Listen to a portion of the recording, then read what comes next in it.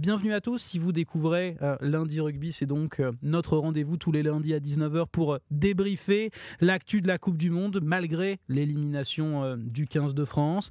On va continuer Lundi Rugby malgré cette élimination, on vous fera vibrer le plus possible devant les matchs à venir, la demi-finale, la petite finale et évidemment la finale qu'on suivra comme à chaque fois avec un joueur pro. On a eu la chance de recevoir déjà Baptiste Delaporte, du Castres Olympique, Alex Béconnier, du MHR. J'étais avec Hugo Verdu cette semaine, le joueur massicois passé notamment par Agen.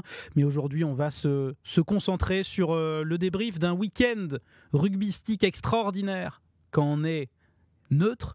Et évidemment, quand on est supporter français ou irlandais, c'est beaucoup plus compliqué. Pour débriefer ce week-end rugby, je suis en compagnie de Joachim Beaumont et Charles Brousse, deux joueurs pros de Hier Carqueiranne en national, c'est la 3e division. Joe, comment va le moral? Pareil que toi, un peu compliqué aujourd'hui entre notre défaite ce week-end plus la défaite française hier, ça fait beaucoup. C'est vrai, on était très heureux. Je ne sais pas si tu te souviens, au début de Lundi Rugby, toutes les semaines, notamment avec Cyril Blanchard, on disait on est invaincu, on fait un peu les malins. Gros début de saison pour Hier Carqueiranne en national. Vous avez notamment gagné sur la pelouse de Massis, qui est un gros morceau. Là, vous êtes sur 4 défaites consécutives, c'est ça, Joe? Ouais, c'est ça. Là, on est sur 4 défaites consécutives. Avec des prestations un peu différentes les unes des autres selon les défaites, mais bon, ça reste quand même des défaites et on va commencer à avoir un petit peu le couteau sous la gorge là, donc il serait temps de briser un peu le cercle et puis de repartir sur quelque chose de positif et de victorieux. Alors donc là, l'humeur va pas être excellente, hein. Vous le voyez, on a des petits visages. Est-ce que ça veut dire qu'il y a des conséquences? Je sais pas, il y a des doubles rations d'entraînement quand ça se passe pas bien. On fait sauter les vacances, il y a plus de primes. L'ambiance est morose, j'imagine, dans l'effectif, un petit peu dans ce genre de passage à vide. Ouais, c'est sûr que l'ambiance elle est forcément un peu différente, hein.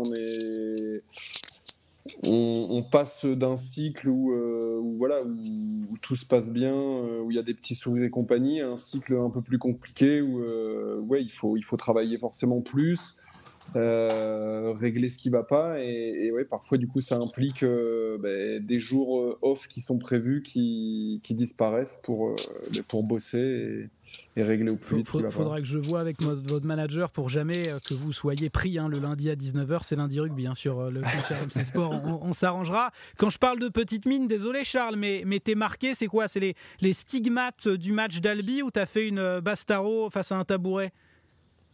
Non, c'est bien le stigmate d'Albi. Ouais.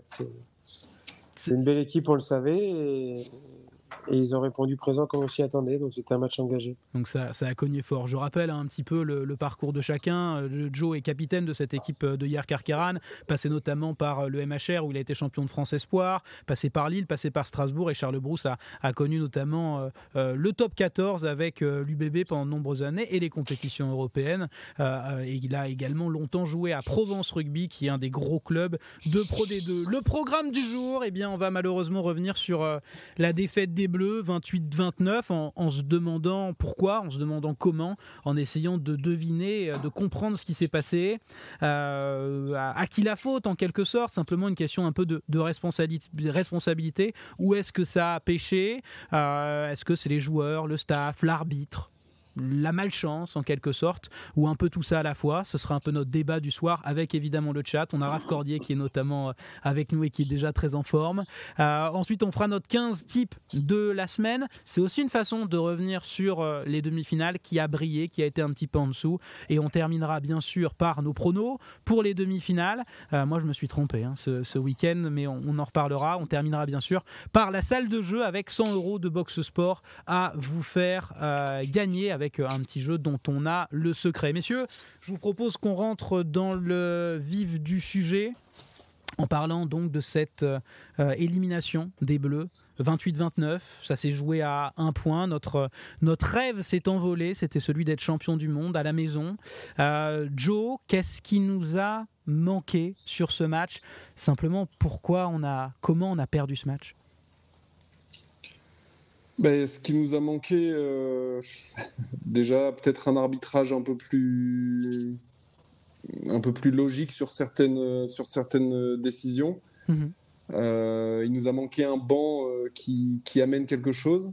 Là, clairement, on a vu qu'il y avait une grosse différence d'apport entre le banc Sudaf et le nôtre. Et après, il nous a manqué un peu de maîtrise aussi sur certaines phases de jeu, notamment les ballons hauts et quelques gestes techniques à réaliser. Je pense à cette touche-là, cette pénalité que Jalibert doit trouver, où il trouve un coup de pied qui fait 5 mètres en arrière finalement, et on se retrouve à 20 mètres de notre ligne au lieu de se retrouver dans le camp Sudaf.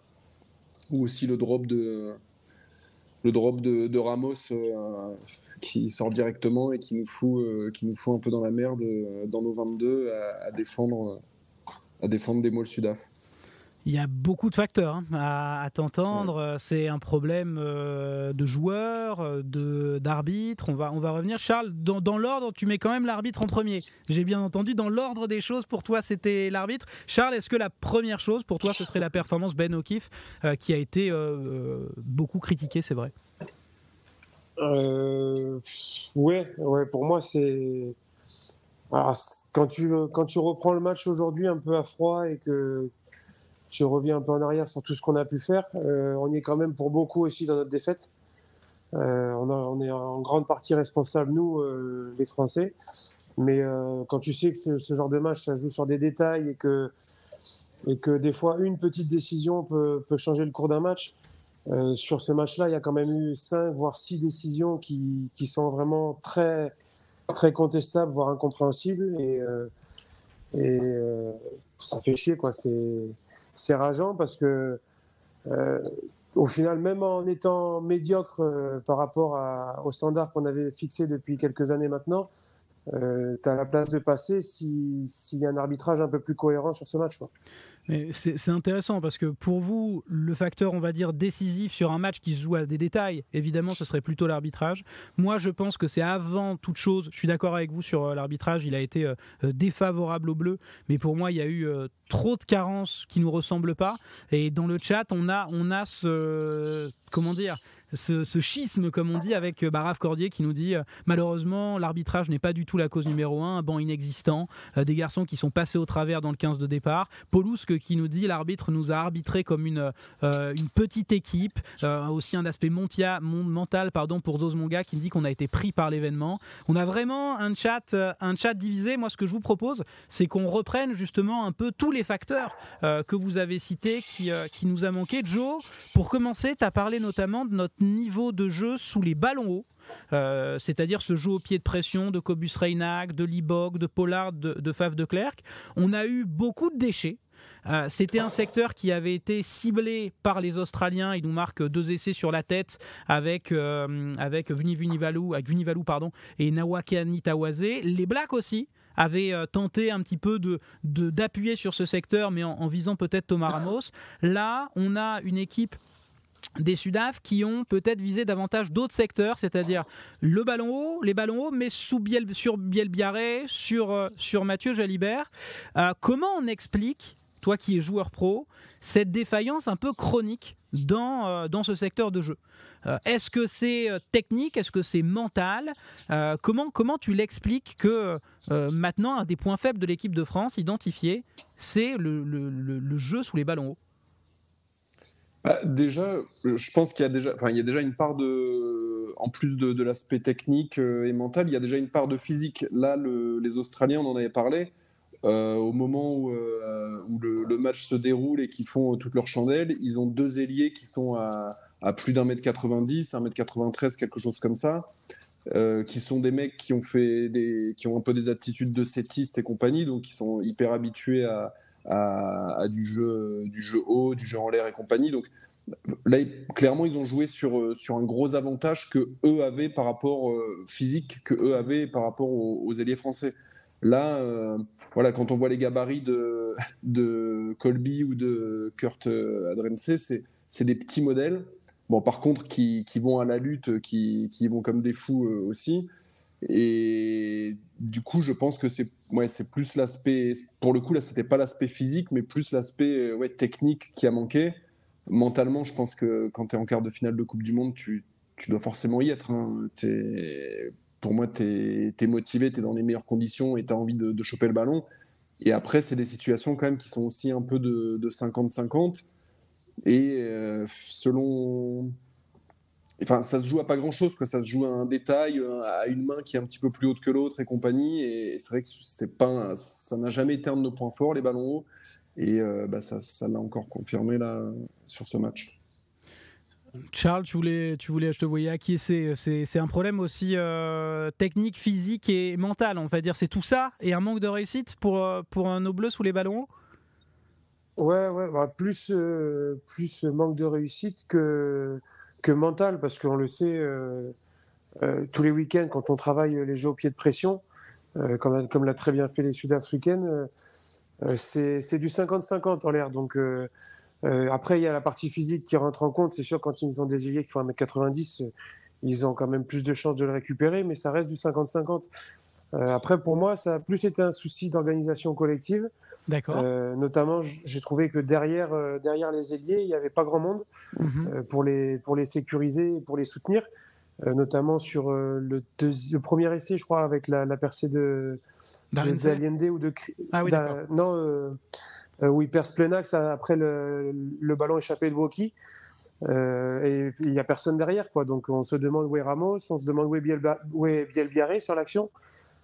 C'est plus un problème collectif d'organisation pour moi, un point faible que les Sudaf avaient ciblé, qu'un déficit mental ou technique sur ce système de jeu-là. Donc l'idée, c'est peut-être qu'on a mis trop de monde quasiment, on va dire, au premier rideau défensif, tu penses, et peut-être pas assez en couverture ou dans la circulation, peut-être qu'on avait notre ailier et Thomas Ramos, notre arrière, qui anticipait un peu trop dans le sens et qui délaissait un peu ce côté fermé, puisqu'on les a vus, ils ont fait 2 temps dans le sens, les Sudaf, et ils sont revenus avec un jeu au pied décroisé sur ces ailes-là par 2 fois. Donc je pense que c'est plus dans notre système défensif collectif, où on avait tendance peut-être justement à circuler un peu trop vite.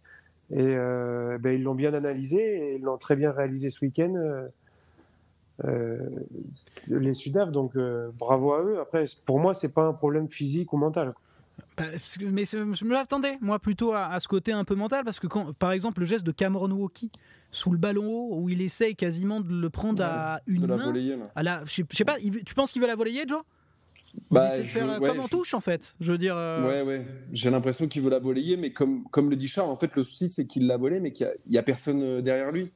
Donc il l'a volé pour personne, et au final, un rebond, ça retombe dans les mains de l'ailier, et c'est dans la foulée, quoi. Un essai à 0 passe, tout con. Mais comment on fait alors pour résoudre ce problème? Parce que vous parlez de réussite, mais ça fait quand même pas mal de fois qu'on est ciblé là-dessus. Est-ce qu'on peut transformer, on va dire, des joueurs comme Louis Bielbiaré, comme Thomas Ramos, comme Jaminet également, dont on sait que c'est pas forcément un point fort, en joueurs dont c'est un point fort? Je pense notamment à des joueurs comme Liam Williams, qui n'a pas un gabarit énorme, mais dont on sait qu'il est très souvent aérien, et les Gallois, ils s'amusent à mettre des grandes chandelles parce que lui est très fort, il a le sens du timing. On a Brice Dulin aussi, qui est pas un énorme gabarit, mais qui est bon dans les ballons hauts, et on a d'autres profils plus physiques comme je pense à Folao, qui joue moins maintenant, qui était aérien. Est-ce qu'on peut faire des joueurs qu'on a des cracks dans ce domaine, ou des mecs en tout cas sûrs, plus que ce soit un poids faible, ou bien est-ce qu'on doit changer les hommes ou l'organisation? Vous en pensez quoi? Ah, j'ai perdu Charles. Alors ça, c'est à chaque... pas de problème.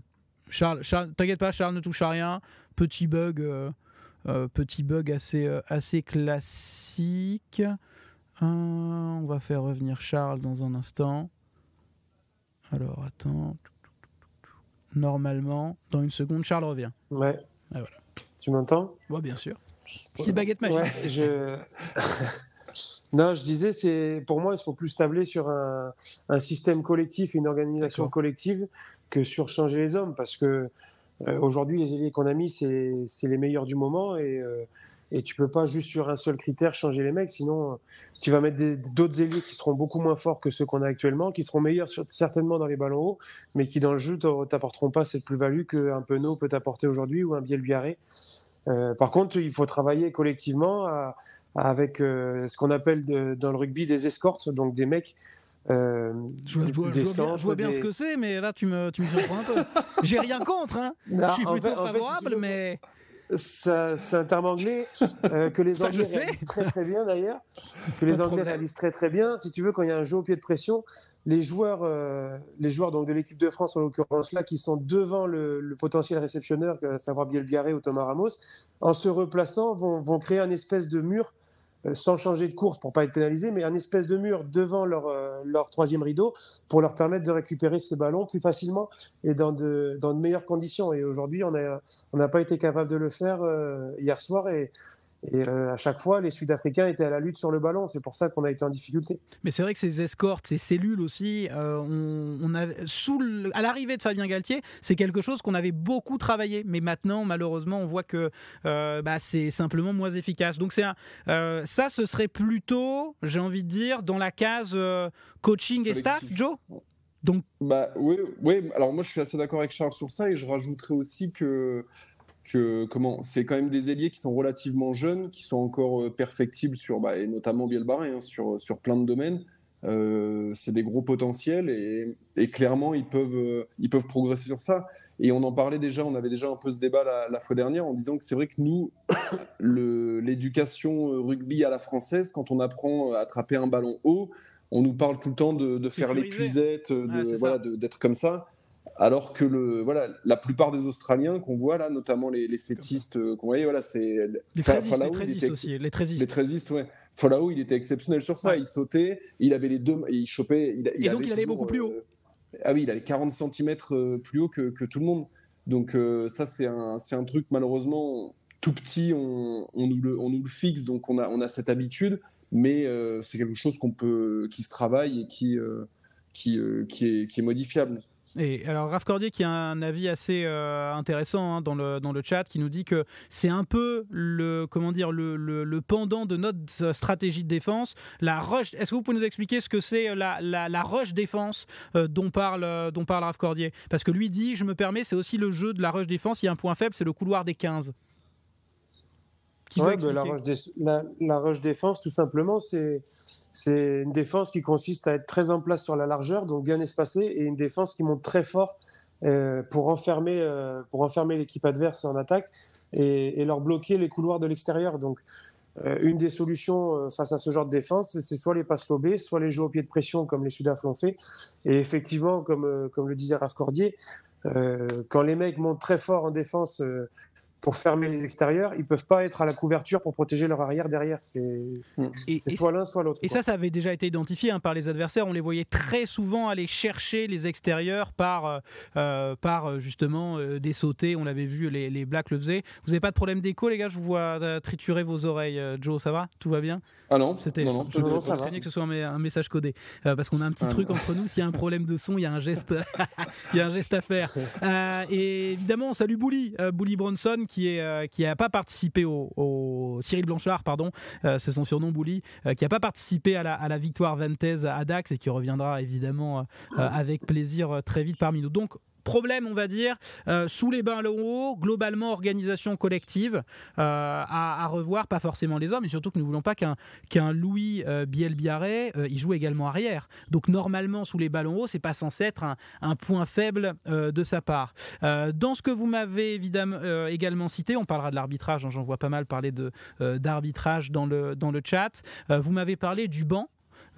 C'était notamment toi, Charles. C'est vrai qu'on avait peut-être été un peu surpris par la composition d'équipe des Box, avec des joueurs habituellement titulaires comme Faf de Klerk, comme Pollard, même Snyman qui était remplaçant. Et nous, on a eu un banc avec un peu moins d'impact. Pour toi, là, c'est vraiment ça qui fait la différence aussi sur cette fin de match ? Sur la fin de match, ouais, ça a clairement joué. il y avait 2 stratégies différentes. Les Sudaf, ils avaient mis sur le banc des mecs qui habituellement sont titulaires et qui ont une très très grosse expérience de ces événements-là.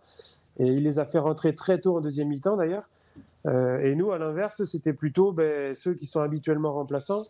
Et puis j'ai envie de dire, on paye un petit peu aussi les nombreux blessés qu'on a eus depuis quelques temps, les Ntamak, les Marchands principalement. Et du coup, alors je veux dénigrer personne parce qu'on a des super joueurs, mais on avait peut-être moins à ce moment-là de l'événement, de la Coupe du Monde, de profondeur de banc et de comment dire, d'émulation entre les joueurs pour aller chercher la place sur le banc qu'il peut y avoir, puisqu'au final, un Bourgarit était assuré d'être au minimum sur le banc, c'est vrai. Jalibert était assuré d'être titulaire, et ça, c'est des mecs qui je pense à Movaca, par exemple, qui était propulsé titulaire. Jalibert, Movaca, c'est des mecs qui habituellement étaient remplaçants, et quand ils rentraient, ils nous faisaient encore la différence, parce que c'est des titulaires en puissance, mais ça nous permettait d'avoir quasiment 2-15 identiques en termes de niveau. Et là, aujourd'hui, hier, entre guillemets, on l'avait plus ce 15. Donc forcément, quand le banc est rentré, on avait moins on n'a pas réussi à maintenir ce niveau de performance qu'on a eu en première mi-temps. C'est intéressant, c'est-à-dire que c'est pas seulement, ce sont des très bons remplaçants, hein, Movaca et Jalibert évidemment à Marchand et à Ntamak, mais le problème c'est que le remplaçant du remplaçant, il est peut-être un petit peu moins impactant. Dans les prestations individuelles, les gars, on n'en a pas parlé. Est-ce que vous avez déjà des joueurs qui ont été au niveau ou même supérieur du niveau auquel on vous attendait du côté français? Est-ce qu'il y aurait des tops de ton côté français malgré la défaite, Joe, ou pas? Clairement, Movaca, je l'ai trouvé exceptionnel encore une fois. Franchement, il sait tout faire, il est à l'aise partout, il est tout en décontraction, et puis il a une activité de fou furieux, quoi. Donc Movaca, et après Dupont, malgré on avait un peu peur qu'il ait cette petite appréhension et compagnie, mais j'ai trouvé qu'il avait aussi lui fait un gros match. Tu trouves pas un peu moins... En fait, il a joué dans un style un peu différent, quoi. Moi j'ai trouvé que c'est une très belle performance pour un... Il a attaqué un petit peu moins. Ouais. C'est vrai qu'il a attaqué un peu moins. Il a eu de l'appréhension au début du match, ça s'est vu. Ouais. Et jusqu'à ce qu'il se fasse plaquer par Krill sur un long de ligne, je crois au bout d'un quart d'heure de jeu, où j'ai l'impression qu'il est rentré dans le match vraiment à partir de ce moment-là, et ça l'a rassuré. Mais c'est vrai qu'au début, on a senti, notamment sur le premier essai d'Allende, j'ai l'image en tête où c'est le premier défenseur, et les Sudaf se fait plaquer, il n'y a pas de soutien. Habituellement, c'est des ballons que Dupont va contester sans problème, et là, il n'y a pas été, quoi. Donc tu sentais qu'il était un peu sur la retenue au départ. C'est intéressant parce c'est dur de dire qu'il n'a pas fait un bon match. Il a fait un bon match, mais à partir du moment où c'est le meilleur joueur du monde, on s'attend peut-être à encore plus. Et moi je trouve, est-ce que vous pensez qu'on aurait dû le coacher? Parce qu'on a vu de France vraiment en fin de match des Bleus qui étaient capot ouverts. Il était mort. Il était mort. Mais c'est compliqué parce qu'il a tellement d'influence sur le jeu, parce que malgré le fait qu'il ait eu cette petite appréhension au début, il a joué un peu différemment, mais il fait deux petits coups de pied de suite par-dessus qui mènent à l'essai. Bon, et encore une fois, après, il joue toujours les bons sens, il sent le jeu. Et c'est vrai qu'en fin de match, tu te dis, est-ce qu'il ne va pas réussir à faire son petit exploit habituel à un moment quand la défense commence à être fatiguée et compagnie? Et c'est vrai que c'est compliqué de... Surtout que bon, déjà les remplaçants n'avaient pas apporté grand-chose, voire rien. Donc voilà, tu te dis, est-ce que c'est Lucu qui va t'apporter le truc que les autres n'apportent pas, quoi. Qui est un peu moins un game changer, on va dire. C'est un très bon joueur, mais qui peut un peu peut-être moins faire basculer Charles. Tu l'aurais sorti, Antoine Dupont? Non. Je vous rejoins là-dessus. Lucu, c'est un très bon gestionnaire en fin de match. Quand il faut ralentir un peu le jeu, quand il faut être beaucoup plus stratégique parce que tu mènes au score et que c'est un peu taille-taille, ou qu'il faut faire railler en défense. Mais là, c'était pas du tout la physionomie du match. On était mené, il fallait accélérer le jeu, il fallait mettre du rythme, et comme dit Joachim, Dupont, il est capable d'un exploit à tout moment. Il a réussi un break en bord de ligne, on ne sait pas d'où il le sort quand même. Ah oui, c'est vrai. Il y a des choses qui sont très positives sur le match. Ouais, non, il a quand même fait un super match, même si c'était pas le Dupont qu'on a l'habitude de voir. Il a quand même fait un très très bon match. Et moi, je ne l'aurais pas sorti non plus en fin de match parce que l'étincelle aurait pu venir de lui. El Grande Pequeño qui nous trouve gentil avec Antoine Dupont. Paulus qui nous dit: Dupont, je suis mitigé parce que je pense que sa frustration de par les fautes non sifflées lui a vraiment pollué son jeu et en plus son appréhension sur les contacts notamment. Et Zorael Mathéus qui est d'accord avec le fait que tu ne peux pas forcément le sortir parce que c'est le genre de joueur indispensable même dans ce genre de fin de match. Un joueur qui revient énormément également dans le chat de la part de Dodo, on a Kevin, on a énormément de monde. Moloui qui nous parle du grand Charles. Charles Olivon également fait partie des belles performances hier. Ouais, c'est clair. Comme d'habitude, omniprésent en attaque, en défense, au soutien de ses trois quarts quand on a envoyé du jeu, il était partout sur le terrain. Moi j'ai retenu Cyril Bay aussi. C'est vrai, on n'en a même pas parlé. Très grosse première mi-temps. Premier doublé en carrière. Il marque un doublé, mais au-delà de ça, il a ferraillé en mêlée. Il y avait vraiment un gros match à faire sur cette première mi-temps et ils ont plus que répondu présent à la première ligne. Moi, je l'ai trouvé vraiment impressionnant sur ce match, Cyril Bay. Dans les déceptions, moi, il y a des noms qui me viennent, notamment. Qu'est-ce que vous avez pensé du match de Gaël Fickou, par exemple, parce que c'est le premier que j'allais citer justement. Je te laisse faire alors. Raconte-nous ça. Non, en fait, Gaël Fickou, tu peux pas dire qu'il fait un mauvais match, mais en fait, tu le vois pas en fait. Je trouve pas qu'il fait pas de conneries, mais il apporte pas ce truc en plus. Tu le vois pas quoi. Tu le vois juste sur quelques.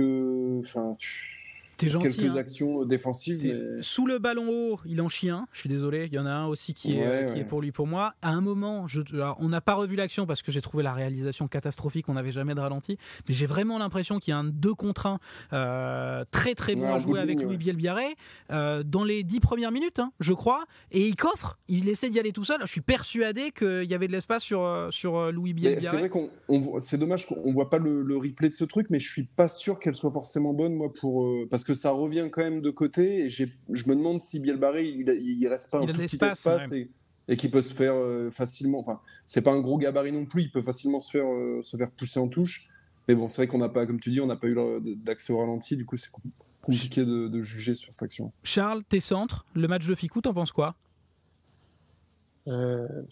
J'en pense qu'on l'a pas vu quoi. Comme vous, que ce soit en attaque ou en défense,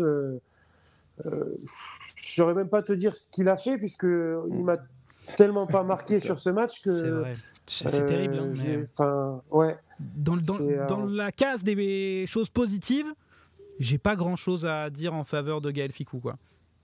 Non. Il arrive. Non, il est pas sorti du lot. Je crois qu'il a fait quelques erreurs défensives il les rattrape par la suite, mais bon, ça permet au Sudaf d'être dans l'avancée. Il a été en difficulté sur ce match. C'était pas le Fickou qu'on a l'habitude de voir en équipe de France habituellement. Au rayon des déceptions, l'entrée d'Aldeguerri, qui est à mes yeux assez cata, parce qu'il n'y a pas quelque chose de positif à retenir. Aldeguerri, c'est un droitier c'est un pilier de mêlée. Il n'est pas brillant dans le jeu courant. Il se fait prendre. Bon, il a également un joueur en face de lui, Oxenche, qui est peut-être le meilleur pilier remplaçant, on va dire, à gauche. On a quand même un problème à droite, non, derrière Winnie Antonio, qui en plus va prendre sa retraite. Est-ce qu'on a un joueur qui est en train de pousser pour le niveau international à venir, les gars, derrière Winnie Antonio, qui prend sa retraite internationale? Clairement, dans le profil d'Antonio, on n'a pas de droitier dans ce profil-là, de mecs qui sont des gros porteurs de ballon, en plus d'être bons en mêlée. Mais non, je vois pas trop non plus, parce que c'est vrai que comme tu l'as dit, Aldeguerri à la base c'est vraiment un pilier de mêlée, et bon là il s'est fait mais bon, à sa décharge, donc il a été à l'image de la rentrée des autres remplaçants quoi. Il a pas été bon, Il y en a des remplaçants que tu as trouvé mieux que d'autres. Moi, je trouve que Reda Wardy, il a fait une entrée correcte, par exemple. Ouais, Reda Wardy, ça a été. Macalou, je l'ai trouvé très mauvais. Okay. Après, pareil, on avait eu aussi ce débat. Le truc, c'est qu'une fois qu'Aldrit, qui est un peu le seul troisième ligne qui a le profil de gros porteur, de mec qui peut aller taper dans des murs, t'as pas vraiment de mec dans ce registre-là, celui qui s'en rapproche le plus. Tao qui est censé gagner à l'Impact. Ouais, mais c'est un deuxième ligne. Oui, je sais bien. C'est un deuxième ligne. Tu vois, quand tu fais sortir Aldrit, si tu cherches un profil un peu similaire, c'est compliqué, quoi. T'as Jelon qui est sorti, c'est François Gros qui était rentré. T'as Jelon qui a le profil qui s'en rapproche le plus, mais c'est quand même pas la même efficacité. Et derrière, Macalou, c'est absolument pas du tout ce profil-là. Et là, sur les derniers ballons, là, quand il fallait trouver de l'avancée, c'est pas son... c'était pas du tout. Est-ce qu'il aurait fallu mettre Jelon remplaçant avec Rose titulaire pour remplacer, avoir plus d'impact en 8 ? Parce que Jelon a peut-être le profil de 6-8 le meilleur. C'est une piste. Ouais. Enfin, on refait le match, hein. C'est terrible. On est obligé de comprendre. On était content de voir Jelon aussi titulaire, hein, vu les prestations là, qu'il avait faites avant. Mais c'est sûr que dans la logique, en se disant peut-être que Aldrit, un match où ça va cogner fort, il va peut-être pas finir le match, ça aurait peut-être été un peu plus intelligent d'avoir un Jelon qui peut dépanner en 8, un peu dans le même profil. Vicente, il voulait Jelon remplaçant. On nous parle beaucoup des blessés, hein, comme le faisait Charles. Après, attention, il y avait aussi des blessés en face. Hein. Ils ont pas Malcolm Marx qui est colossal. Ham, leur numéro 13, qui est dans les hautes sphères, on va dire, des 13 mondiaux, n'était pas là non plus.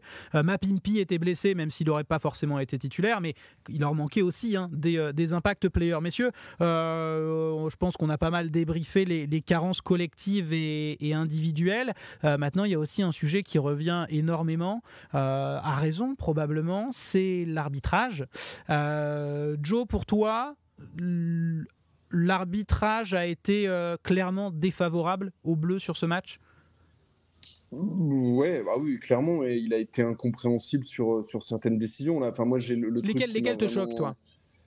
Alors moi, le truc qui vraiment me choque encore quand je le revois, c'est cette action d'Edsebet à 5 mètres de la ligne, où il n'y a même pas un en avant qui est signalé, alors que il est même pas checké à la vidéo, quoi. Ouais, non, mais c'est clair. Ouais. Et alors, à mon avis, c'est checké par le TMO quand même, mais c'est juste qu'on n'arrête pas l'action. Je pense qu'il y jette un coup d'œil. Je pense que le TMO, il était à la buvette, lui, hein, parce que on dirait. Quand tu vois sur le week-end, excuse-moi, mais quand tu vois Aaron Smith qui prend un jaune pour moins que ça. Owen Farrell, après tu vois, on parle de l'arbitre, mais pour moi tous les arbitres ce week-end ont été catastrophiques. Même Barnes, on en reparlera, mais même Barnes sur la Nouvelle-Zélande. Barnes, ouais, les Irlandais pour moi ils ont fait ce qu'ils voulaient dans les rucks. Enfin, c'était incompréhensible. Il était hyper strict avec les NOZ en termes de 4 appuis, tu sais, avec les mains au sol. Et par contre, les Irlandais, ils n'avaient pas un premier soutien qui était sur ces appuis, ils ne les a jamais pénalisés. Bon, alors on reviendra de toute façon sur. On reviendra dessus après, mais il y a trop de différences. Tu vois, l'en avant d'Edsebet, là, il siffle que dalle. Aaron Smith, pour moi, que ça prend un jaune. Owen Farrell, qui claque le ballon contre les Fidji, prend juste une pénalité. À la 79e, je crois, à peu près, Owen Farrell en plus. Ouais. 3 fois la même action, c'est 3 sanctions différentes. Donc, à un moment donné, il faut que les arbitres se posent aussi les bonnes questions. Moi, en fait, je pense qu'il ne peut pas siffler. Joe, tu disais, il siffle même pas en avant. Mais en réalité, il y a 2 possibilités. C'est en avant volontaire et c'est de pénalité carton jaune. Ce qui est, à mon avis, la décision qui sera prise intuitive par 80-90% des arbitres en live. Lui, il considère que le ballon, il part pas devant. Il considère que le ballon, il est sur la même ligne ou il est derrière. Honnêtement, je trouve qu'au ralenti, ça se défend. C'est mon idée. Ça se défend. Mais ça m'étonne qu'on ne check pas ou qu'on prenne pas davantage le temps. Mais moi, c'est pas cette décision enfin, je peux la comprendre, tu vois. Elle est contre-intuitive parce qu'on voit un joueur qui est jamais en position de récupérer le ballon. Mais pour moi, le ballon, c'est pas clair qu'il parte devant. Mais moi, celle-là, à la limite, honnêtement, je peux la comprendre. Mais on a bien vu que de votre côté, celle-là, c'est essai de pénalité, carton jaune, 14-0. Donc, j'ai envie de dire, c'est surtout ça. Dans le chat, on a Salty Polyclinique qui nous dit le ballon part en arrière. Neneuil, pareil, mais on a beaucoup également. Je cite les derniers qui vont dans mon sens, évidemment. Cooks qui dit pas en avant pour moi aussi, je prends. Et il y en a beaucoup d'autres, évidemment, qui comprennent pas non plus cette décision. Joe, dans les autres décisions qui t'ont dérangé, sont lesquelles ? Parce qu'on va les prendre point par point, j'ai envie de dire. Mais il y a aussi, par exemple, cette histoire de la pénalité un peu de la gagne, où tu as. Smith. Voilà, qui clairement, il attaque le sol et. Et voilà, ça a été sifflé sur certains matchs. Dès que le sol était effleuré, c'était sifflé pénalité. Et là, sur cette action-là, pas du tout. Je vais vous montrer en fait. Moi, celle-là, je suis complètement d'accord. Là, pour moi, c'est une erreur d'arbitrage. En gros, ce qui se passe, je vais faire mon petit intéressant. En gros, ce qui se passe, c'est que pour attaquer un ballon, pour ceux qui ne le savent pas, quand le ballon est au sol, donc qui est normalement en possession d'un joueur, ou voilà, vous devez attaquer le ballon en premier et le soulever. Voilà, c'est tout. Et le joueur qui est en possession du ballon au sol n'a pas le droit de garder le ballon, de le retenir. Là, le problème, c'est que le gratteur, il va mettre sa main d'abord au sol et ensuite prendre le ballon. Et ça, ce n'est jamais autorisé. Alors, ce qu'on peut avoir, c'est un arbitre qui dit, et c'est plutôt le style de Ben O'Keefe, de dire au gratteur « Non, vous n'avez pas le droit à relâcher le ballon ». D'autres arbitres avec une tendance un petit peu plus sévère, mais Ben O'Keefe il était beaucoup dans arrêter un petit peu, arrêter ça. D'autres arbitres vont directement siffler pénalité. Là où il y a une grossière erreur, c'est que non seulement il dit pas à Quagga Smith d'arrêter, non seulement il donne pas pénalité pour nous, mais il donne pénalité au Sudaf. Il passe à +4. Et là, pour moi, cette décision, c'est vraiment une décision qui est une erreur très claire. Charles, elle t'a dérangé aussi, cette décision ? Ah oui, clairement. Mais de toute façon, sur le match en entier, j'ai trouvé qu'il a été hyper indulgent avec les Sudaf dans les rucks, dans les zones de ruck. À chaque fois qu'on a mis des longues séquences en place, ils avaient toujours un plaqueur qui traînait dans la zone. Dupont n'a pas arrêté de se plaindre tout le match qu'on ne pouvait pas accélérer le jeu parce qu'ils avaient le plaqueur qui traînait. Et il y a eu 0 pénalité sur cette phase de jeu en notre faveur. Donc, clairement, je n'ai pas compris les choix de Ben O'Keefe. Et la dernière action des Français avant de se faire arracher le ballon, comme l'a dit Dupont en conférence de presse après le match, on fait 60 mètres d'avancée. Tu as 99,9% des arbitres. Un ballon ralenti après 60 mètres d'avancée, au minimum, il va te mettre avantage.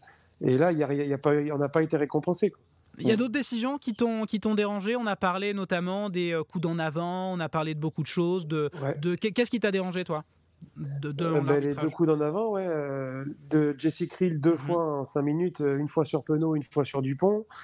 Et puis cette transformation de Ramos, qui n'est même pas rechecké à la vidéo, ça me dérange aussi, parce que quand on le revoit à la télé, au débrief après le match, il part 5 mètres hors jeu, quoi. Pour toi, il n'y a pas un petit geste, ce que disent les Sud-Africains, c'est que Thomas Ramos fait un petit geste, leur version c'est ça, Colby a dit, nous on avait vu qu'il faisait un petit geste, j'ai longtemps joué avec Colby et Ramos ont été équipiers, et Thomas Ramos dit, il faudrait que je revoie, c'est ma course d'élan habituelle. En fait, pour comprendre la règle, sur une transformation, vous avez le droit de monter comme une balle à partir du moment où le joueur qui bute va entamer sa course d'élan, que ce soit vers l'avant ou vers l'arrière. Les Sud-Africains disent, il y a un petit geste en gros de la jambe de Thomas Ramos qu'on avait vu et on monte comme une balle à ce moment-là. Pour toi, c'est du pipeau, ça aurait dû être retiré. C'est ça la règle dans ce cas-là. Ça aurait dû au minimum être rechecké à la vidéo par l'arbitre, parce que même si les Sudaf ont analysé ça, c'est tellement minime que c'est impossible pour moi de croire que l'arbitre ait décelé ça en direct sur le terrain. Oui, ça je suis complètement d'accord avec toi. C'est impossible pour moi de le croire. Donc je comprends pas que ça n'ait pas été checké à la vidéo. Au niveau du ralenti, honnêtement, j'ai un petit doute. C'est sincère. Le problème, c'est que en fait, là, on parle de 3-4 décisions sur lesquelles tu peux comprendre, je trouve, certaines fois la décision de l'arbitre, mais le problème, c'est que ces 4 décisions, elles tombent du mauvais côté. Et que c'est pas forcément du 50-50, c'est plutôt du 60-40, 70-30. Joe, vas-y, Charles. Non, j'allais dans ton sens. C'est que le problème, c'est que ça fait 4-5 décisions contre nous. Et sur un match de cette ampleur, avec si peu d'écart entre les deux équipes, ça fait beaucoup trop. Joe, il y a d'autres secteurs qui t'ont dérangé dans l'arbitrage, ou on en a assez dit sur l'arbitre ? Non, pour moi, c'était c'est les fautes les plus flagrantes. Après, Il y en a une autre pour moi. Il y en a une autre pour moi. En fait, pour moi, il y a une erreur flagrante, c'est Quagga Smith. Qui fait un grattage, là pour l'instant il n'y a pas de débat, tu vois, et c'est très important. Et il y a une faute à mon avis technique de l'arbitre à un moment, je ne sais pas si vous voyez cette action, où il y a Kitchoff qui tape sur le ballon dans les mains d'Antoine Dupont. Je ne sais pas si vous voyez cette action. Oui. Et il siffle mêlée. Ça c'est une erreur technique. Si tu tapes le bras du joueur et qu'il fait en avant, c'est en avant de Dupont, donc mêlée pour l'Afrique du Sud. S'il tape le bras, s'il tape le ballon du relayeur vers l'avant, c'est pas mêlé, c'est pénalité.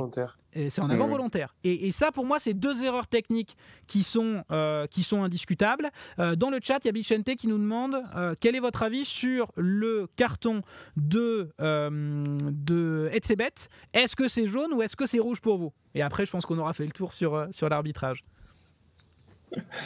Moi, j'espérais un rouge, forcément. Ah non, c'est pas la question. C'est pas ce que t'espérais. Honnêtement, je pense que pour moi c'est jaune. On voit qu'il tombe à moitié quand même, qu'il est pris un peu par l'élan et par le changement de direction. Donc pour moi c'est jaune. Ça vaut pas un rouge. Ouais, je suis d'accord aussi. Il y a une certaine cohérence sur ça. Il y a eu la même action de l'ailier fidjien contre les Anglais. La même. Ouais. Exactement la même. Et je crois que c'est arrivé une fois ou deux aussi pendant les matchs de poule. Sur ça, il a été cohérent parce que pour moi, comme Joachim, il fait l'effort de mettre les bras. Il y a un petit appui. Alors, il est très léger, mais d'Antonio vers l'intérieur. Ouais. Qui n'est pas non plus le joueur le plus. Il a été surpris qu'il fasse en fait un step. Ouais, voilà. Ouais. Oui, c'est sûr. C'est ça. Mais il y a l'intention d'Etzebet. On voit qu'il est en train de se pencher. Il met les bras. Pour moi, un jaune, c'est largement suffisant. Je suis complètement d'accord avec vous. Là-dessus, on voit qu'il y a une directive, des données aux arbitres sur, en gros, le contact accidentel. C'est à la responsabilité du défenseur de bien se positionner. Quand il y a un choc tête contre tête sur cette Coupe du Monde, ça a été quasi exclusivement jaune. Il y a évidemment l'action avec Deisel qui a mis la tête dans la mâchoire d'Antoine Dupont, mais c'est très différent. Il arrive avec le casque en avant. Donc même si c'est un contact tête-tête, il est très différent. Pour moi, cette décision, elle était bonne. Toto 663 qui nous dit il y a un changement de direction. Là-dessus, pour moi, on a été cohérent. Une dernière question sur l'arbitrage. Je pense qu'il nous aurait peut-être fait hurler, mais j'ai trouvé que c'était là.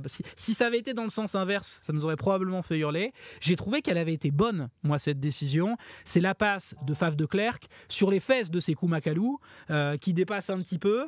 Pour vous, est-ce qu'il y a pénalité ou pas, en fait? Charles, qu'est-ce que tu en penses? Non, pour moi, c'est peut-être une des rares fois dans le match où il a été cohérent, parce que tu vois clairement que Faf de Klerk le fait exprès. Donc, mais c'est très souvent sifflé. C'est très souvent sifflé, mais depuis quelques saisons, les directives qu'avaient les arbitres, c'était que si le neuf faisait volontairement une passe sur un joueur en position de hors-jeu, mais qui ne faisait pas action de jeu, ils avaient pour consigne de ne plus le siffler. Donc, alors c'est toujours l'appréciation de l'arbitre, mais là pour le coup il a été cohérent pour moi. Joe, t'en penses quoi?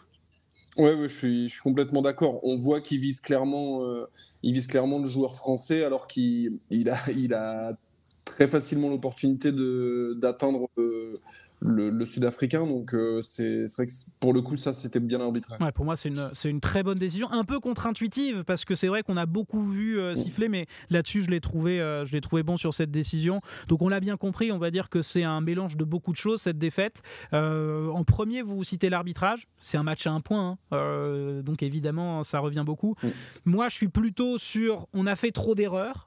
L'arbitrage était défavorable, mais on aurait dû être meilleur sur certains points qui sont les ballons hauts, notamment les erreurs de jeu au pied qui sont que honnêtement... Alors Thomas Ramos, j'ai déjà vu, ça arrive assez fréquemment, peut-être moins à ce niveau-là, mais la pénalité par exemple de Mathieu Jalibert, et ça faudra peut-être voir avec ce joueur qui est un joueur que je trouve brillant, Mathieu Jalibert, mais sur les 3 matchs qu'il a disputés, face aux Blacks, il rate une touche, face aux Italiens, il rate une touche, face au NZ, alors il rate pas une touche, on a Damien Penaud en plus qui les fils se touchent, je sais pas si vous avez vu, il essaie d'attraper le ballon. ce qui je pense est pas la meilleure chose à faire, parce que si l'envoi en touche, dans ce cas-là on perd on perd le lancer. Mais on a bien compris que voilà, il y avait beaucoup de facteurs qui expliquent cette défaite des Bleus. Organisation collective également, sous les ballons hauts, défaillance peut-être individuelle, et également l'arbitrage qui nous a été on en a pas parlé, mais à 15 contre 14 on n'a pas été capable de marquer aussi. Absolument. Pour moi, ça c'est un tournant. À la 50e, de la 40e à la 50e, pour moi, tu as complètement raison, on n'a pas assez marqué sur nos temps forts en deuxième mi-temps, et dès ce moment-là, je trouve qu'on sent que le match bascule. Vous le sentiez un petit peu que... Je sais pas. Ouais, c'est vrai. On a senti que les Français ils s'impatientaient un petit peu. J'avais l'impression qu'on voulait chercher à tout prix le coup gagnant, et qu'on a perdu au fil du match, on a perdu en patience. Et mentalement, je pense que le fait de ne pas marquer de points à 15 contre 14, ça leur a fait un peu mal au moral. Ah, mais c'est sûr, mais de toute façon, ça a même commencé dès le début du match. Faut être honnête, il aurait très bien pu y avoir 14-0 pour la France au bout de 10 minutes de jeu. Ah oui. Et au final, il y a 14-7 pour l'Afrique du Sud, quoi, ouais. Qui, en début de match, elle n'existait pas. On des essais à zéro passe. Ouais. Ah ouais, des essais à zéro passe avec des rebonds à la con. Et c'est sûr que mentalement, ça met un gros coup. Mais clairement, il fallait basculer, parce qu'en première mi-temps, pour moi, on est net au niveau du jeu proposé. Alors, il y a beaucoup trop d'erreurs, donc c'est toujours compliqué de dire on a été bien meilleur alors qu'on fait 3 erreurs qui leur apportent 19 points, alors qu'ils font 0 passe. C'est toujours assez problématique. Mais c'est vrai que à partir de ce moment-là, on devait être en tête de 10 points, quoi. Très clairement. Pour moi, je pense que ça reste une faillite avant tout individuelle et collective. Et en deuxième, évidemment, l'arbitrage. Mais c'est un match qui joue à 1 point, donc forcément, avec un autre arbitre, on aura probablement gagné ce match, mais en étant un peu plus appliqué dans des secteurs clés, je pense qu'on aurait gagné ce match En fait, avec un meilleur arbitre, pour moi, on gagne ce match de 3 points. Avec une meilleure prestation française sur des petits trucs clés, on gagne ce match de 12 points, quoi. Donc c'est un peu ça. Allez, on enchaîne, on va accélérer un petit peu, mais évidemment on voulait revenir sur ce match. Rapidement les gars, ce que je vous propose, c'est qu'on fasse notre 15 types des quarts de finale. Bon voilà, vous commencez à avoir l'habitude, n'hésitez pas dans le chat évidemment à nous faire vos propositions. Messieurs, est-ce qu'il y a dans le 15 types déjà des noms qu'on ne peut pas se permettre de ne pas mettre selon vous? Movaka au talon. Allez, ça part. Charles, t'es d'accord en sachant que c'est Mbonambi qui a été élu homme du match? Je précise quand même, c'est Mbonambi qui est son vis-à-vis qui a été élu homme du match. Movaka, pas de doute? Aucun doute, ouais. Aucun doute. Ok. D'autres évidences, j'ai envie de dire? Si on reste chez les Français, j'aurais mis Cyril Bay en 1. Joe, est-ce qu'on laisse Bay ou pas? Auteur d'un doublé. On a Oxenche également qui a fait une entrée décisive. Alors il a joué 30 minutes. Mais Bay met un doublé pour un pilier, c'est quand même premier en carrière. C'est très rare. Premier en carrière. Bon, ok. Et puis pour un pilier, c'est rare. Allez, va pour Cyril Bay. D'autres noms? Est-ce qu'il y aura d'autres Français pour vous déjà? À mes yeux, non. Est-ce que vous mettez Antoine Dupont? Je pense pas non plus. Ouais. Est-ce que vous mettez Antoine Dupont? Non, pas sur ce match. Joe? Ouais, non, je pense pas non plus. Ça va être quoi? Ça va être un 9 néo-zélandais? Aaron Smith. Je me demande qui vous voulez mettre. J'ai trouvé Gibson Park très fort aussi, moi, franchement. Charles? Ouais, il a fait un bon match, Gibson Park. Plutôt Gibson Park, plutôt Aaron Smith? Ouais. Plutôt Gibson Park? Gibson Park, ouais. Allez, moi j'aurais mis Aaron Smith, tant pis. D'autres évidences, messieurs? Il y a un nom on a souvent un débat. On a très souvent un débat concernant le meilleur 8 au monde.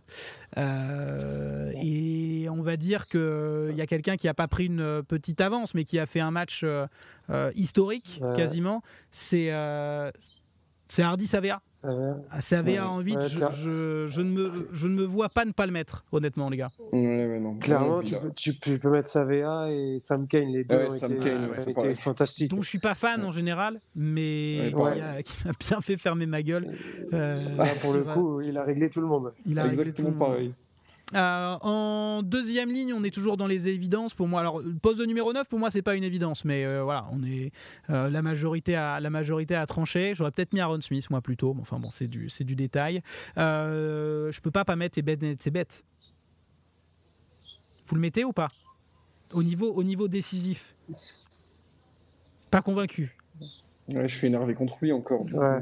Après, moi, je l'aurais pas mis. C'est compliqué. Il y a l'en avant peut-être volontaire. Et pour son carton jaune. Ouais, et puis pour son carton jaune aussi. Ouais, donc pas d'être c'est bête, on le met pas. Dans les propositions, alors on n'a pas parlé, on en parlera peut-être après, mais très rapidement. On a Jordi Barrett qui fait pour moi le sauvetage d'une vie sur Ronan Kelleher. Qui le coffre complètement. Mais on a en face, on a Bundé Aki qui a gagné. Aki, franchement, il a mis un essai encore, pas fait du tout. Et il est. C'est un bout de bois, franchement. Pour moi, c'est le joueur de la compétition. C'était incroyable parce qu'on avait des Irlandais qui ne trouvaient plus la solution. Et leur solution, dès qu'ils donnaient le ballon à Bundé Aki, il avançait. Mais vraiment quasi systématiquement, comme Moala face à la Roumanie, sans être. C'est compliqué de comparer, mais vraiment il gagnait tous ses duels. Bundé Aki, on le met. Qui d'autre, messieurs? Boden Barrett en 15. Je suis d'accord. Ouais, c'est vrai. Fait, pour le coup, ça faisait un petit moment qu'il était un peu en dessous de son niveau qu'on lui connaît, et là pour le coup, il a été étincelant. Je suis d'accord avec Boden Barrett qui a déjà été élu meilleur joueur au monde, et c'est vrai qu'on l'a quasiment oublié. On disait le meilleur 15 au monde, c'est peut-être Thomas Ramos, etc. La classe du match de Boden Barrett, elle est assez folle. Je regarde dans le chat, mais arrête Flo, là je peux plus. C'est bête, ça vous fait mal au cœur, c'est pour ça je me prends des avions dans le chat. On a qui d'autre propos? Est-ce que vous avez d'autres évidences? Moi, ça me fait chier, mais Colby, j'ai trouvé qu'il avait fait un sacré match quand même. Non, pour moi, il n'y a pas de débat. Colby. Franchement. Colby, il a été. Ça fait les supporters de Toulon l'ont rarement vu comme ça, honnêtement. Ils l'ont jamais vu comme ça. De Toulouse, oui, mais de Toulon, non. De Toulon, jamais. Colby, on l'a retrouvé vraiment. Il m'a fait tellement peur sur sa tentative de drop là, qui passe pas loin, sans élan comme ça, un mouvement de balancier. Il avait déjà fait ça avec Toulouse. Avec Toulouse. Il l'avait déjà fait. Et c'était passé en plus. On n'a pas parlé d'un joueur. On n'a pas parlé d'un joueur anglais que j'ai trouvé admirable, mais le problème c'est qu'il joue au même poste que Hardy Savert, c'est Ben Earl qui s'est promené. Il peut jouer 6, Ben Earl, ça lui arrive. Est-ce qu'on ne le mettrait pas en 6? Qu'est-ce que vous en pensez? Bah oui, parce que là il y a Kremer aussi. Marcus Kremer. On mettra pas Jack Morgan ce week-end parce que. Je l'ai dit, joueur niveau international. Maintenant, il est vraiment dans le gratin et il s'est fait manger. Enfin, ça arrive, évidemment. En 6, donc, on met plutôt Ben Earl. On truque un peu. Plutôt Ben Earl. Charles, c'est pas ton truc la troisième c'est ligne. bon. Je laisse les spécialistes. Évidemment. Au centre, alors, revenons avec le spécialiste. Au centre, en 13, on met qui? Gaël Ficou En 13, c'est compliqué. Après, j'ai un 14 si tu veux. Vas-y, dis-moi. Qui jouait centre aussi de formation, mais Semir Adradra, pour moi, il a retrouvé son niveau sur ce quart de finale. Ok. Et il a été quand même décisif pour les Fidji, même s'ils ont perdu. Est-ce qu'on a des évidences? Sinon, on a qui en comparé? On a Will Jordan, les gars. Ouais, c'est vrai que Will Jordan, il était bon. Will Jordan, mais bon, après en 10, j'aurais bien mis Munga. Elie, je suis désolé. Non, mais du coup, tu vas pas mettre que des blacks. Moi, je mets Jordan et Munga. Qui avait attaqué. Pour le 15 des All Blacks, quoi. Mais non, attends. Déjà, il y a 2 Français. Il y a un Irlandais. Il y a 2 Irlandais, 2 Français. On est éliminés quand même. Nous, on rentre chez nous. Will Jordan, Munga, pour moi. Mais je suis prêt à débattre. En 10, tu mettrais qui, Charles? Munga, c'est ce que je te disais. En 10, je suis d'accord aussi. Mettons déjà Munga. On parle là-dessus. Après, on vous donnera évidemment nos pronos pour la suite et je vous ferai gagner 100 € de Box Sport un petit peu plus tard. Dans 10 minutes, on a terminé, vous en faites pas. Alors, Munga en 10, on est OK. Plutôt Will Jordan, plutôt... je ne sais même plus. Ou Radradra. Moi, je mets Jordan. Putain, ouais. Fais un sondage. Allez, va pour le sondage. Ouais. Tu sais. Et en 13, Ringrose. Ringrose, il a fait un gros match encore. Charles, ça c'est ton poste. Joe, il a joué, mais quand il avait 10 ans. Ouais. Mais il a toujours l'œil de l'expert. Vous mettez Ringrose, Ouais, il a fait un bon match. Après, je suis en train de réfléchir. Les autres 13. Il y a Krill, mais je vais dégueuler si on met Krill. Donc, okay, mais par contre, c'est vrai qu'il a fait un énorme match. Il a fait un énorme match. J'ai lancé un Ouais, non, sondage, c'est vous vrai avez que- une minute pour voter entre Will Jordan et Semir Adradra. Non, c'est vrai que si on est objectif, Krill, ouais, c'est vrai que Krill même meilleur que Rose. Attendez, Il fait une passe au pied, il euh, défend comme un fou. on a combien de Sudaf en fait là? By Movaka, Earl Kane, Savea, Gibson Park. On a Colby, ça va. On se doit peut-être de mettre quelques Si tu veux pas Sudaf mettre là. Krill, on peut mettre Marchant, Marchand qui a été pas mal. Alors, Ouais, qui a été bon, qui a mis un essai en solitaire un peu. Alors déjà, le chat a fait gagner Will Jordan. Donc celui-là, je peux l'ajouter. Ça, c'est réglé. Va pour Will Jordan. Hop, on est bon. Il nous reste donc le 3, le 4, le 5 et le 13, numéro complémentaire. En 13, vous hésitez entre Krill, Ringrose et... C'est tout. Et Marchant, Et Marchand. l'anglais. Ouais, oui, Mais t'en as. Bah, si t'es logique, le seul qui est vraiment sorti du lot, c'est Krill sur les 3. Ah, il y a aussi il y a Moroni qui a fait une belle entrée. Bon, après, c'est avec l'Argentine, mais... Ouais. Ouais, Pas un match complet aussi. Pas un match complet. Allez, on va faire un sondage. Pour le poste de 13, vous avez le choix entre Krill, Ringrose et Marchant. Je sais pas. J'ai peur de mettre Krill, quoi. Je pense que je mets Krill. Au poste de pilier droit, on peut pas mettre Asonio. Enfin, Peut-être Furlong. Bah, je l'ai pas trouvé dominateur face à Ethan de Groot, moi. Dans le jeu, je l'ai. Ouais. Dans le jeu, après, il a été costaud, Furlong, quand même. On nous dit Lomax également, le droitier néo-zélandais. Malherbe, le droitier sud-africain. Je crois qu'il pénalise une fois Cyril Bay, mais bon, après, c'est un droitier de mêlée, donc forcément, s'il domine pas, tu le vois pas énormément, quoi. Ouais, compliqué. Charles, c'est pas le poste qui t'intéresse le plus, ça, en général? Non, c'est pareil, je suis en train d'essayer de réfléchir qui jouait pilier droit dans les autres équipes. Lomax, Neneuil a raison, il nous dit il a tordu Porter quand même. Porter, qui est considéré comme l'un des meilleurs gauchers au monde. Ouais. Il est pénalisé 2-3 fois alors pour pousser en travers, mais c'est aussi un peu le travail du droitier. Lomax, je trouve que c'est un candidat intéressant. Dans le chat, c'est Krill qui a remporté à 81%. Donc ça y est, c'est des Sud-Africains dans le chat. On va mettre Krill. Au poste de droitier, on n'a pas d'évidence de notre côté. Donc on hésite entre Furlong, Lomax et c'est tout. Il y en a un autre. C'est tout, je pense. Alors, on a eu qui? On a Cole côté anglais, mais c'est pas la peine. Côté argentin, c'est Gomez Codella qui n'a pas été incroyable non plus. Thomas Francis avec les Gallois, pareil. Ça, c'est un joueur de Provence, hein, on n'en parle même pas.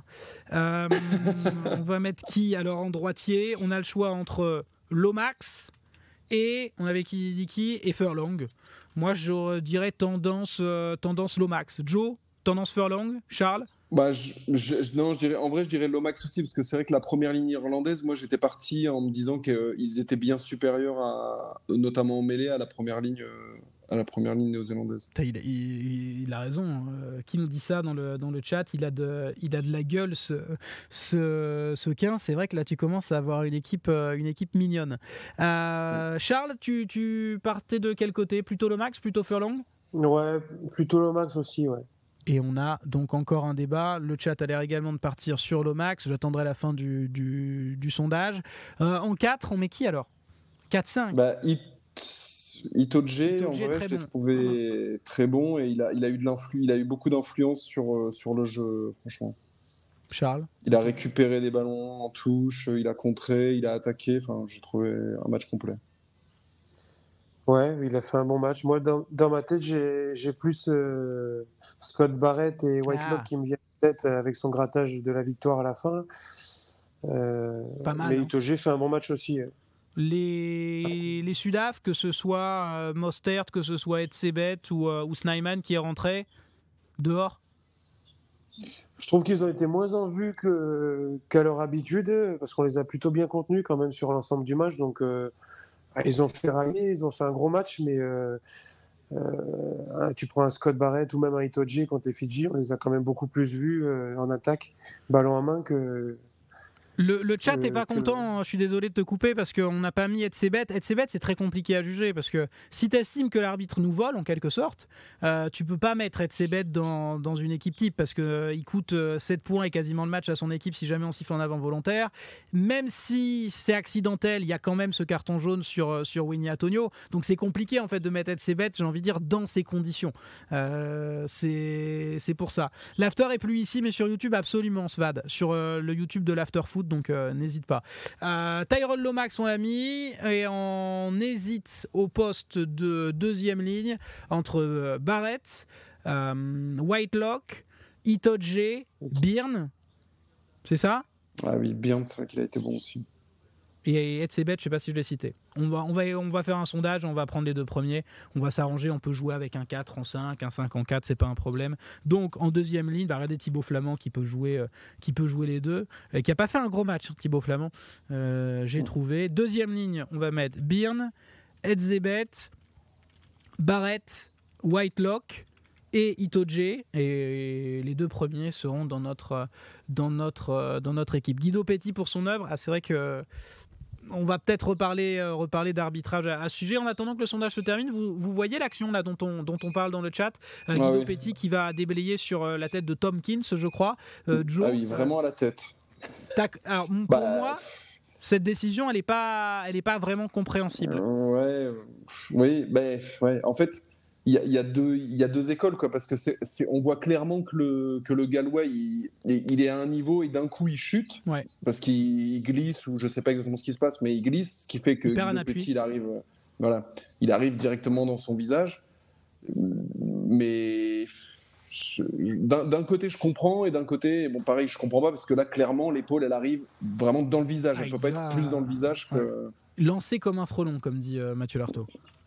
Mais moi je comprends pas qu'on mette pas carton jaune, parce que on sait que c'est carton rouge normalement s'il n'y a pas de circonstances atténuantes. En revanche, pour moi c'est carton jaune grâce aux circonstances atténuantes. Au minimum une pénalité. Et après c'est compliqué de mettre pénalité, parce que ça veut dire que tu estimes quoi, que ça valait carton jaune mais qu'il y a une circonstance atténuante. Non, mais comme il l'a expliqué, là il explique que pour lui c'est pas un truc de unfair play parce que le mec chute, mais il pourrait quand même dire on reste quand même sur une pénalité, parce que voilà, on applique la règle, mais on l'adapte dans le sens où il y a une chute involontaire de l'autre mec. Charles, tu l'as compris cette décision avant que je vous donne les résultats? Je vais être honnête, j'ai raté cette action. Donc complètement défoncé. Donc je peux pas me prononcer. Je peux pas me prononcer. T'avais l'œil fermé après Albi. Je sais pas ce que j'étais en train de faire, mais je l'ai raté. Non, ça ne me regarde pas. T'étais en train de réviser le principe des escortes. Cyril Bay, Movaka, Lomax, Etzebet, Barrett, Ben Earl, Sam Kane, Hardy Savea, Gibson Park, Monga, Colby, Aki, Krill, Jordan Barrett. Très belle compo. On va pas faire l'intégralité évidemment des matchs. Je vais simplement vous demander pour la suite de me donner vos pronos, parce que sinon on va finir trop tard. Après on parlera un petit peu de MMA parce qu'on a des énormes événements à venir sur notre chaîne Twitch RMC Sport. Écoutez, on a vu un match magnifique entre la Nouvelle-Zélande et l'Irlande, bien sûr. Les NZ qui ont su élever leur niveau de jeu. Ils vont affronter, je l'écris, l'Argentine. Joe, tu vois quoi comme type de match? NZ à tous les coups? Après, le problème là, c'est que j'ai pas été très bon sur mes derniers pronos, mais clairement, je vois NZ et Afrique du Sud qui s'affronteront en finale, sans trembler sur les demi. Un prono pour NZ Argentine? Je dirais un 30-13 pour NZ. Ok, donc match à sens unique. Charles? 38-17 pour les Blacks. Alors 38-17, c'est noté. Et moi, je vais dire, dans ces eaux-là, peut-être même un peu plus en fait. Est-ce qu'ils vont vraiment insister alors qu'ils auront une finale à jouer dans la foulée? Je sais pas. Je vais dire un 30. Ils ont laissé des plumes en plus là. Je pense t'as raison. Ouais. J'enlève encore des points. Je vais dire un 33 à 10 pour l'Argentine. Match suivant, la demi-finale, ça nous Pour la Nouvelle-Zélande. Pour la Nouvelle-Zélande, pardon, t'as raison. Angleterre face à l'Afrique du Sud, un match que j'ai pas envie de regarder, mais qu'on vous fera vivre évidemment sur une chaîne Twitch RMC Sport avec un joueur pro dont je connais pas encore l'identité, on verra ça. Angleterre, Afrique du Sud, moi j'espérais voir un France-Fidji. Bon, c'est assez terrible. Angleterre, Afrique du Sud, pareil, Joe, tu vois une match à 27-10. Pour l'Afrique du Sud. Pour l'Afrique du Sud. Ouais, pour l'Afrique du Sud. Charles. Ouais, je suis en train de réfléchir au score. Je suis en train de me demander, comme ça risque d'être un match pas très joli à voir. Ah non. Ça va faire des grandes chandelles. T'auras le Freddy Stewart contre. Après, je me demande si les Anglais vont pas exploser physiquement face à la puissance physique des Sudaf, mais pareil que pour les Blacks, en fait, ils ont dû laisser un peu de plume contre les Français. Donc, est-ce qu'ils vont pas un peu lever un peu le pied? Puis ils ont eu de la réussite quand même, les Sud-Africains. Un peu surtout. Hein. Donc, à voir. Tu vois quoi comme score 26-12 pour les Sudaf. 26-12, et c'est vrai que je vois un match terne comme ça, je vais dire allez, 13 points pour les Anglais et un petit 24 pour l'Afrique du Sud. En tout cas, on est assez d'accord sur l'affiche de la finale. Donnez-nous évidemment vos pronos dans le chat, mais on est sur une finale Nouvelle-Zélande-Afrique du Sud. On va dire qu'on serait très très très surpris si c'était pas cette affiche, les gars. Ouais, ah oui, clairement. Et même déçu, je dirais. Alors on fera évidemment lundi rugby la semaine prochaine. En finale, pour vous, est-ce qu'il y a déjà un favori qui se dégage? Est-ce qu'il y a une équipe qui vous impressionne plus qu'une autre? Donc entre la Nouvelle-Zélande, Charles, et l'Afrique du Sud. Ouais, moi on en parlait la semaine dernière, c'est les Néo-Z qui montent en régime depuis le début de la compétition. Ils ont fait un match monstrueux contre les Irlandais.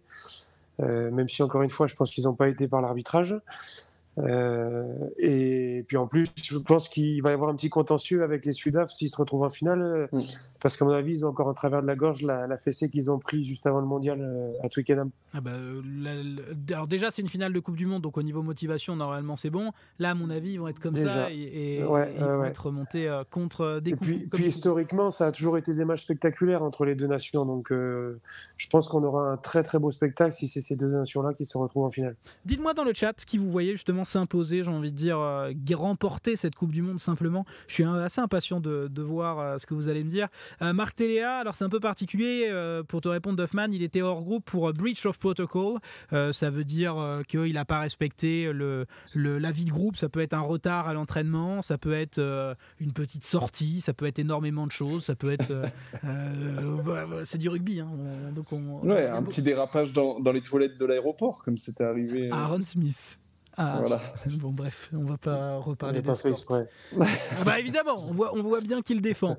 Pour terminer l'émission, après on parlera de MMA et vous aurez le replay sur la chaîne YouTube RMC Sport. On passe évidemment à notre salle de jeu, vu qu'on n'a plus de graphiste, on est en train d'en recruter un sur notre chaîne Twitch. Et c'est à nouveau le joueur mystère. Je vous rappelle le principe, je vais vous donner je vais vous faire deviner l'identité d'un joueur. Celui qui trouve l'identité en premier dans le chat remporte 90 € de Box Sport. Sont des bons d'achat ce sont des bons d'achat que vous pouvez utiliser dans le domaine du sport pour faire du karting, un five, absolument ce que vous voulez. Vous connaissez la règle. Qui va gagner? Joe, normalement t'es invaincu. Charles, ça y est, on se réveille. C'est bon, t'es prêt? T'es pas sur Wikipédia à côté en train de taper? Non. Ok. Allez, on démarre.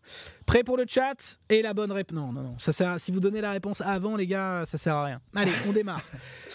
Faut deviner le joueur mystère. Il s'agit d'un joueur international né sur le continent africain. J'ai au long de ma carrière évolué dans plusieurs championnats. Je compte une vingtaine de sélections en équipe nationale, mais je ne suis pas ou plus en lice dans cette Coupe du Monde. Mon palmarès est honorable, avec notamment un titre... Joe, il s'est barré. Joe mais quel arnaqueur. Il avait peur de se faire battre. Joachim Beaumont, il s'est barré. Il avait peut-être plus de batterie. Charles, normalement, tu devrais t'imposer. Allez, c'est pas grave, on continue. Où est-ce que j'en étais? avec notamment un titre de champion. Je pense qu'il était en train de taper les infos. C'est possible. C'est sûr, vu son vice. Notamment un titre c'est pour ça qu'il gagne, en fait. À chaque fois. Et la bonne réponse n'a pas encore été trouvée dans le chat. Donc, palmarès honorable avec un titre de champion de France obtenu, mais je suis un joueur qui n'a jamais gagné grand-chose en sélection. Joueur physique, costaud, solide. Je ne suis pas forcément le joueur le plus technique ou élégant qui soit, mais j'ai toujours compensé par une intensité de tous les instants. T'as une idée, Charles ? Aucune. On continue. Joueur évoluant dans les lignes arrières, j'ai pris ma retraite il y a quelques années, après une dernière pige au Castres Olympique, où j'ai pu faire admirer mon jeu au pied particulièrement long. Scott Spedding ? Bonne réponse. Bonne réponse de Charles Brousse qui gagne. Alors cette fois, il faut avouer que c'était un peu plus facile puisque on va donner évidemment. Ça arrivait à peu près en même temps que OMG obviously, mais nous on aura un petit décalage, lui il est derrière, donc forcément on va donner les box sport à OMG obviously. Scott Spedding, en effet, c'est le jeu au pied qui t'a aidé, j'imagine. Ouais. Voilà, magnifique. Ouais. OMG obviously, tu remportes 90 € de box sport, même si tu as déjà gagné, je me souviens de toi. N'hésite pas à m'envoyer ton adresse mail, s'il te plaît, en chuchotement pour remporter les 90 € de box sport. Merci Charles d'avoir été avec nous. Écoute, Joachim Beaumont a disparu au pire des moments et que évidemment vous pourrez retrouver le replay de l'émission sur la chaîne YouTube RMC Sport.